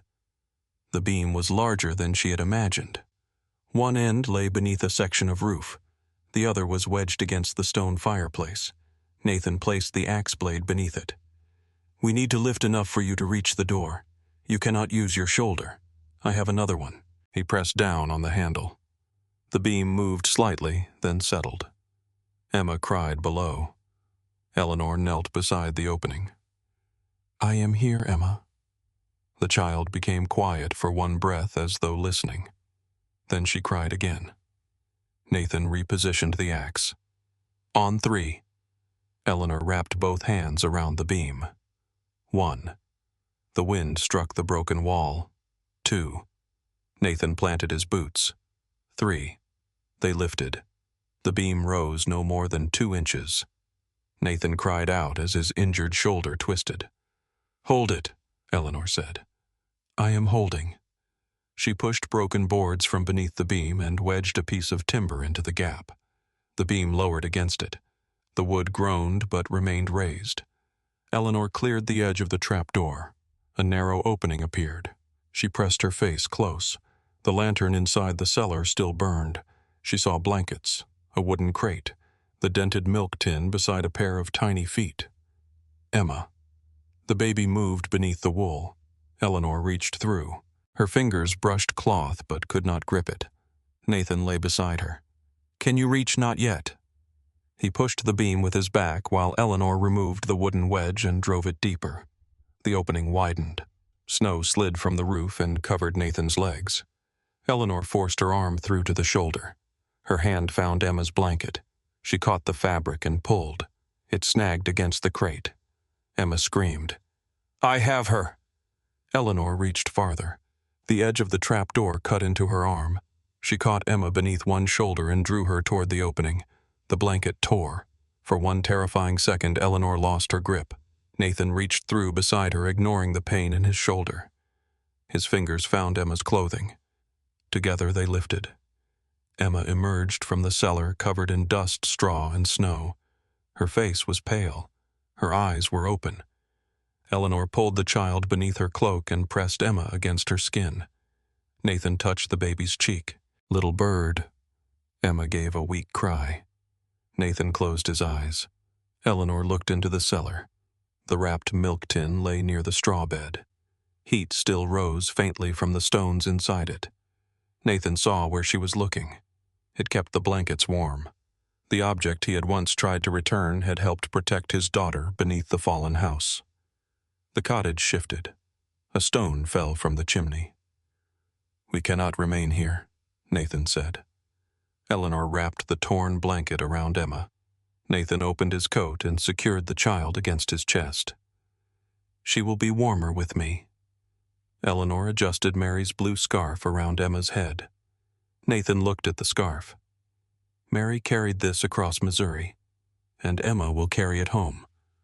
They tied the rope again. Nathan took one step beyond the cottage and nearly fell.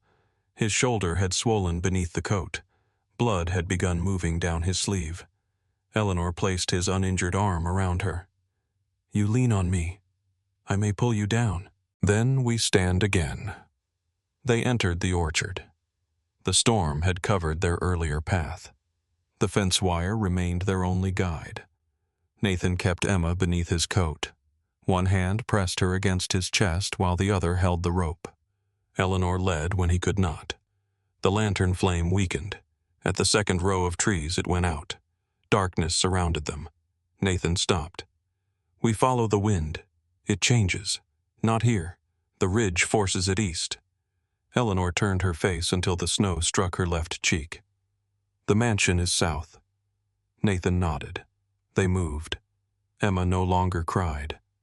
Nathan spoke to her constantly. He told her about the orchard in spring. He described apple blossoms she had never seen. He told her Mary had chosen the name Emma because it sounded strong. He told her Eleanor had built a school where she would learn every word he could not teach her. His voice became weaker. Eleanor tightened the rope.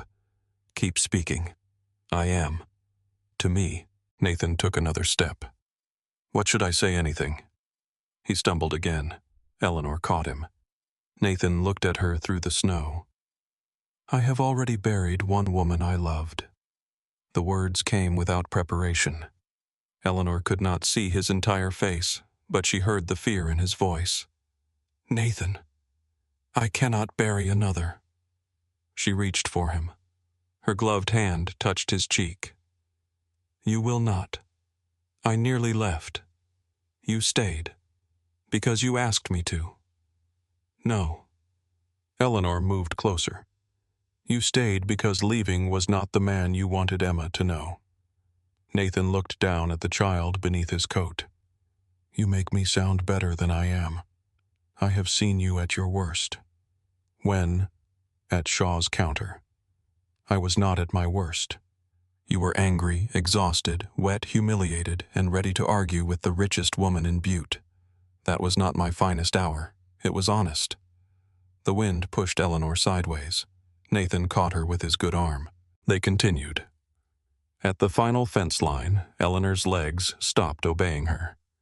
She sank into the snow. Nathan pulled the rope. "Stand." "I cannot." "You have to. Take Emma." "No." "The mansion cannot be far." "No." Nathan listened to me. He knelt in front of her. "Do not ask me to teach that child love means leaving someone behind." Eleanor looked at him. Snow gathered in his hair. His lips were blue.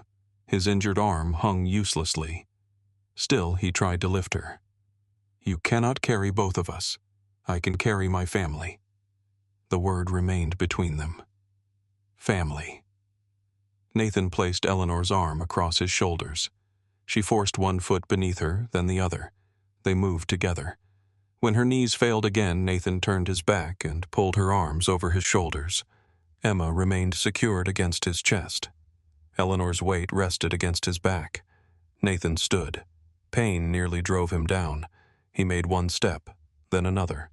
The mansion appeared slowly through the storm, first as a dark wall, then a row of weak lights. Albert stood at the northern entrance with 3 servants holding lanterns. He saw movement and ran toward it. Nathan reached the stone path before his legs gave way. Albert caught Eleanor. The servants lifted Nathan beneath the arms. Emma cried from inside his coat. The sound brought everyone into motion. They carried all 3 into the great hall. Nathan refused to release Emma until Eleanor took the child. "She stays with you," he whispered. Then he collapsed. The hall filled with blankets, hot water, and voices. Albert sent a man for Dr. Webb, though no horse could yet travel beyond the lower gate. Eleanor sat on the rug before the fire with Emma against her skin beneath a dry blanket. The baby shivered. Eleanor rubbed her back slowly. "Stay with me." Nathan lay nearby. His eyes were closed. His injured shoulder had been bound with cloth. A servant removed his wet boots and wrapped his feet. Eleanor looked toward him. "Nathan." He did not answer. Albert knelt beside him and placed 2 fingers against his neck. "He is breathing. Wake him. He needs warmth."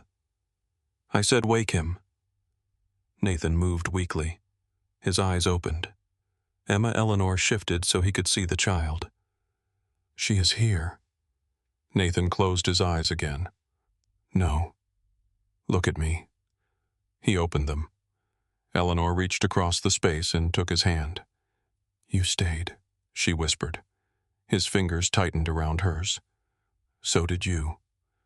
The fire had nearly died during their absence. Eleanor looked around for wood. The basket beside the hearth was empty. She pulled away from Nathan and crossed to a carved chair near the wall.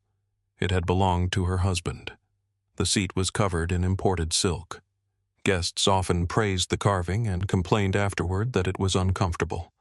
Eleanor pushed it onto its side. Albert understood before the servants did. He brought an axe. The first blow split one leg. Nathan gave a weak laugh. That chair looked expensive. Eleanor fed a piece into the fire. It was uncomfortable. The flames rose. They remained on the floor until morning. The storm slowly weakened. Snow still pressed against the windows, but the mansion stopped groaning. Emma slept between them, wrapped in dry wool. Nathan held one of her hands. Eleanor held the other. As gray light entered the hall, Emma opened her eyes. She looked at Nathan first, then at Eleanor. Her fingers closed around Eleanor's thumb. Eleanor began to cry. There was no warning, no attempt to turn away. The grief came from somewhere older than the storm. "I thought I would lose her." Nathan shifted closer despite the pain in his shoulder. "I know. The way I lost Abigail." Emma watched Eleanor with solemn eyes. Nathan lifted Eleanor's hand and pressed it against his lips. "Loving Emma does not betray your daughter." Eleanor looked toward the fire. "For years I believed grief was the last thing Abigail gave me." Nathan waited. But it was not. What was love? Eleanor wiped her face with the edge of the blanket. "I locked it inside that room because I thought using it again would mean she mattered less." Nathan looked at Emma.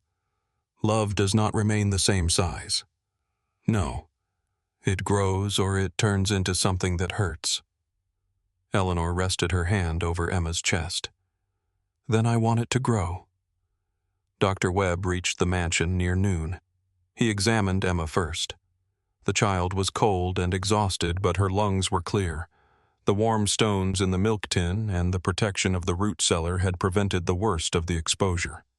Nathan's shoulder was badly strained, but not broken. The cut near his eye required stitches. 2 fingers on his left hand had lost feeling, though the doctor believed it would return. Eleanor's feet were bruised from the cold. She was ordered to remain in bed. She ignored the order until Dr. Webb threatened to have Albert carry her upstairs. Nathan was placed in the room across from hers. Emma slept in a cradle between the 2 open doors. For 3 days, the mansion was no longer silent. Workers arrived to clear the road. Rosa brought soup. Gideon brought coffee and a new milk tin. Rail workers climbed the ridge to recover what remained of Nathan's belongings. They found Mary's music box beneath the broken shelf. The wooden case was cracked, but the painted bird remained inside. They also found the heart-shaped copper stone near the fireplace. Albert carried both objects to Eleanor. Nathan was sitting beside her window with his arm in a sling. Eleanor placed the stone in his hand. "You left this at the cottage. I gave it to you. Then keep it safe until I have pockets again." Nathan closed his fingers around it. "Are you planning to return to the ridge?" "Yes. There is no house.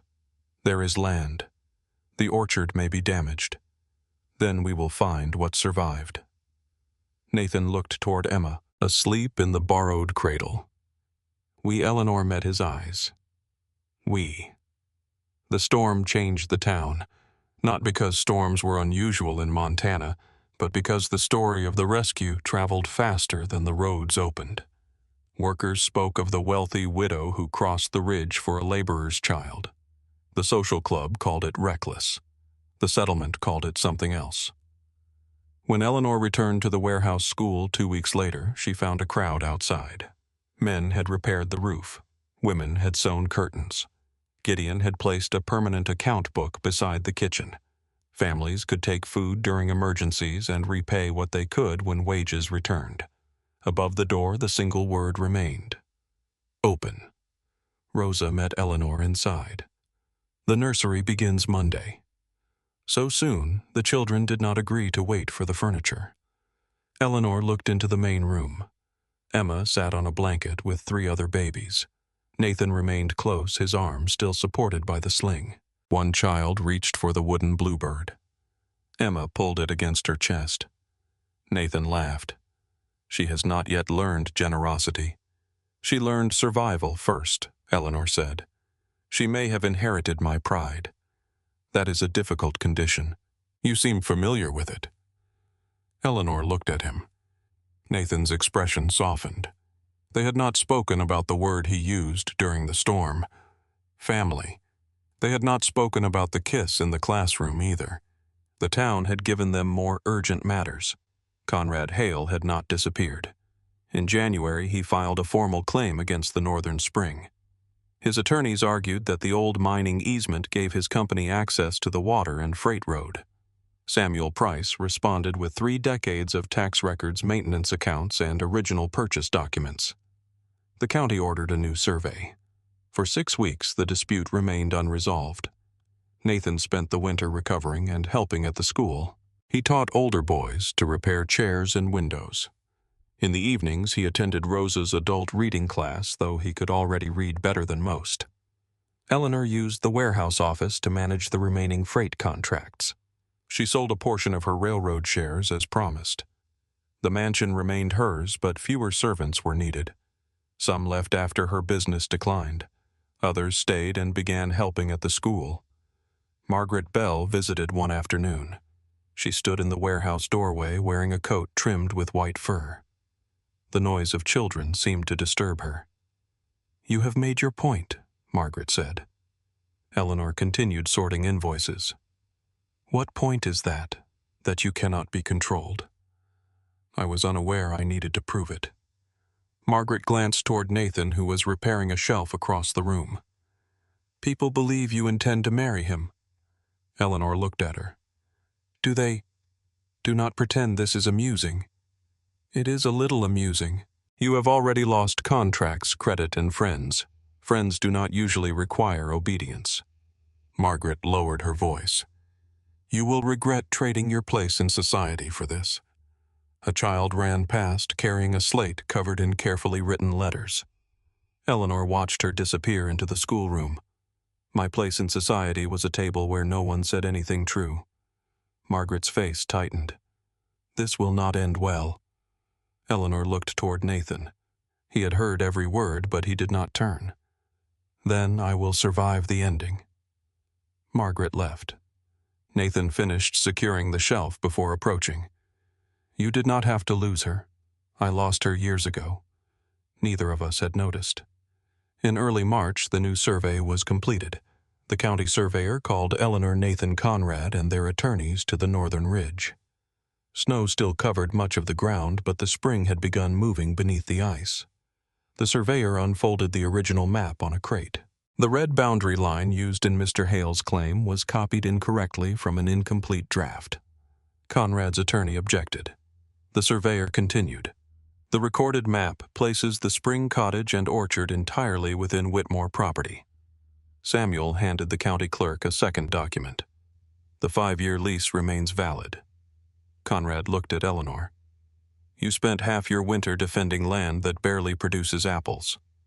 Nathan stepped forward. "It will." Conrad turned toward him.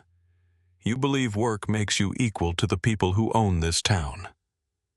Nathan looked at the ruined cottage, the damaged trees, and the spring moving beneath the ice. "No." His voice remained calm. "I believe work makes the town possible." Conrad left without another word. His claim was dismissed the following week. The banks did not apologize. The social club did not send invitations. Eleanor did not ask them to. Spring arrived slowly. The storm had destroyed the cottage, but most of the orchard survived. When the snow melted, Nathan found green wood beneath the bark of the oldest trees. He placed Eleanor's hand against one branch. "Feel that." She looked at him. "What life?" "I feel bark." Nathan laughed. "Trust me, I have made a habit of it." The community rebuilt the cottage. Rail workers raised the frame. Miners carried stone. Rosa chose the kitchen shelves. Albert insisted on a larger fireplace. Nathan added a second bedroom without explaining who might use it. Eleanor noticed. She said nothing. By June, the school served 40 children during the day and 20 adults in the evening. Rosa became its supervisor.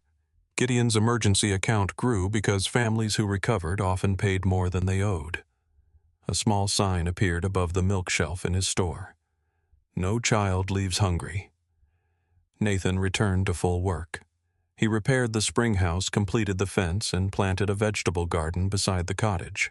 He documented every hour and expense because the contract required it. Samuel reviewed the work in late summer. At this rate, he will satisfy the 5-year terms before winter. Eleanor looked surprised. "The agreement allows early completion." "I know what it allows." "Then why do you appear worried?" Eleanor watched Nathan from the school window. He was carrying Emma on his shoulders while checking the new apple trees.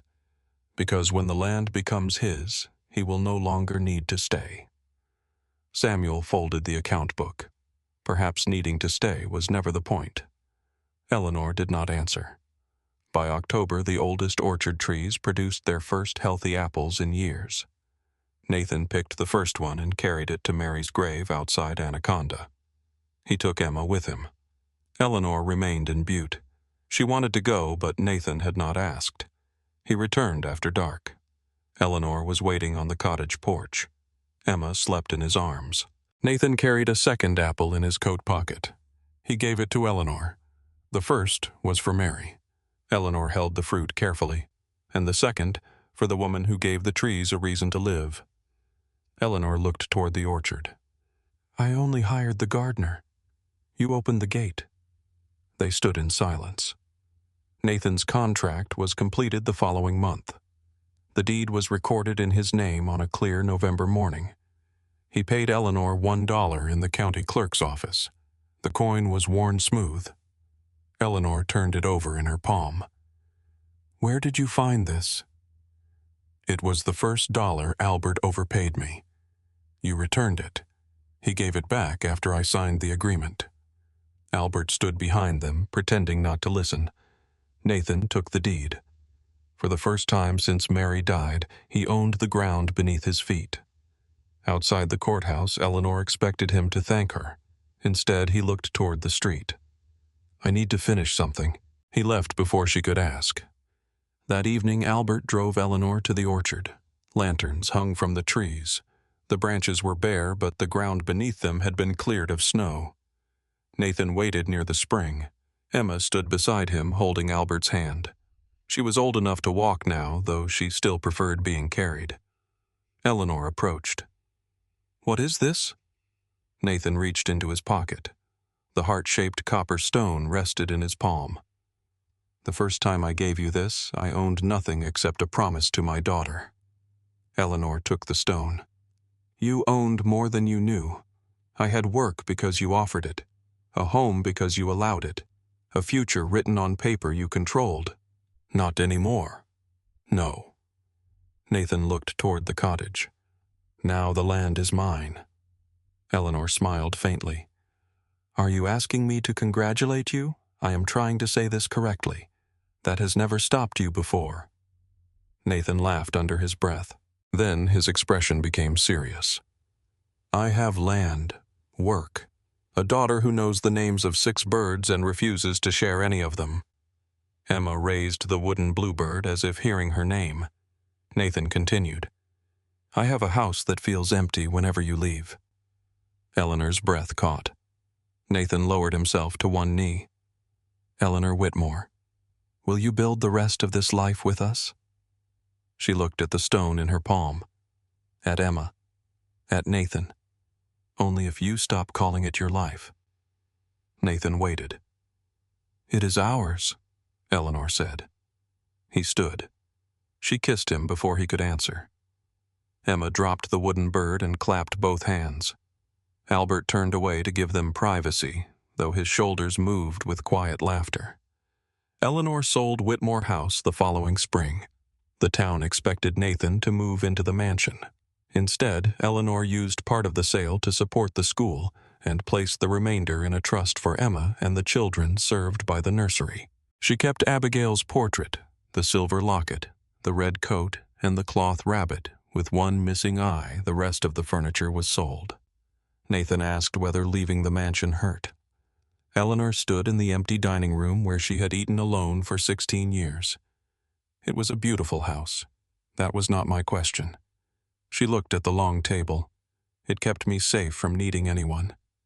Nathan took her hand. Then we will build something less safe. They married beneath the orchard trees in May. Apple blossoms moved above them in the warm wind. Eleanor wore a simple cream dress and Abigail's silver locket. Nathan wore his best dark coat. Mary's blue scarf was folded inside it, close to his heart. Rosa stood beside Eleanor. Albert carried Emma until the ceremony began. Gideon closed the mercantile for the first time in 20 years, so every employee could attend. The guests included miners, railroad workers, widows, teachers, servants, and children from the school. No one from the social club came.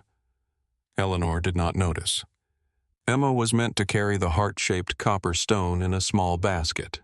Halfway down the aisle, she sat on the grass and began playing with the wooden bluebird instead. The guests laughed. Nathan walked to her, lifted her into his arms, and carried her the remaining distance. When he reached Eleanor, Emma held the bird toward her. Eleanor kissed the child's forehead. Nathan looked at Eleanor. "I cannot promise an easy life. I have had an easy life. Were you happy? No." Nathan smiled. "Then perhaps difficulty will suit you. It already does." They exchanged their vows beneath the trees Nathan had restored. The wind moved through the branches. For an instant, Eleanor imagined Abigail laughing among the blossoms. She did not turn away from the feeling. Nathan looked toward the mountains and thought of Mary. Neither absence disappeared. Neither needed to. The love that came before had made space for the love that remained. Years passed. The orchard grew. Nathan became known throughout the county for restoring damaged land and breeding strong apple trees suited to Montana winters. The school expanded into the building beside the warehouse. Rosa hired 2 more teachers. Evening classes continued long after the first students became adults. Eleanor managed the school accounts and argued with every supplier who attempted to overcharge them. Emma grew tall. She learned to read beside the warehouse stove. She learned to ride on the northern ridge. She learned the names of birds from the painted book that had once belonged to Abigail. Nathan told her about Mary when she was old enough to ask. Eleanor told her about Abigail. Emma never believed love belonged to only one mother or only one life. She called Eleanor Mama before her 3rd birthday. The word came naturally while Eleanor was brushing mud from her coat. Eleanor stopped moving. Emma looked up. Mama Eleanor knelt and held her. Nathan stood in the doorway. He did not speak. He understood that some moments became smaller when named. Many years later, Shaw's mercantile looked almost the same from the street. The windows were larger. The shelves were fuller. Gideon's hair had turned white. Above the counter sat the dented milk tin. He had cleaned it, but had not repaired the metal. The same deep mark remained along one side. Beneath it was a card written in careful black letters. "No child leaves hungry." On a winter afternoon, Nathan and Eleanor entered the store with Emma and her young son. The boy ran immediately toward the stove. Emma called him back. He stopped beneath the old milk tin.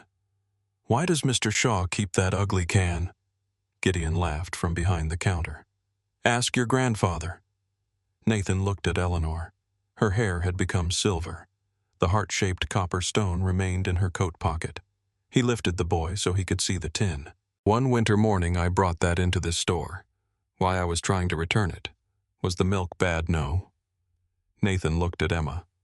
I thought I had to choose between feeding your mother and keeping her warm." The boy frowned. "That is a terrible choice." "Yes." "What happened?" Nathan glanced toward Eleanor. "She saw me." The boy looked at his grandmother. "What did you do?" Eleanor rested her hand against Nathan's arm. "I listened." That is all. Nathan smiled. It was enough to begin. The boy touched the dented metal. Gideon placed another piece of wood in the stove. Outside, snow fell over Butte, softening the roads and rooftops. The mountains disappeared behind white clouds. Inside the store, families moved between shelves. A mother counted coins near the flour sacks. Gideon quietly removed one item from her total. Nathan lowered his grandson to the floor. The boy ran toward Emma. Eleanor leaned against Nathan's shoulder. "Do you ever wish you had kept the mansion?" he asked. "Only when you leave your boots in the kitchen." "I have improved. You have moved them closer to the door." Nathan laughed. Eleanor removed the copper stone from her pocket. Time had polished its surface until it shone beneath the lamplight. The dented milk tin stood above them. The stone rested between their joined hands. One had begun as an object Nathan could not afford to keep. The other had been found beneath frozen ground and offered without expectation. Together they held the shape of the life that followed. A home built from work. A child raised in warmth. A grief given room to become love. Nathan watched Emma lift her son toward the stove. Eleanor rested her head against him. The store door opened, carrying cold air into the room. This time no one turned away.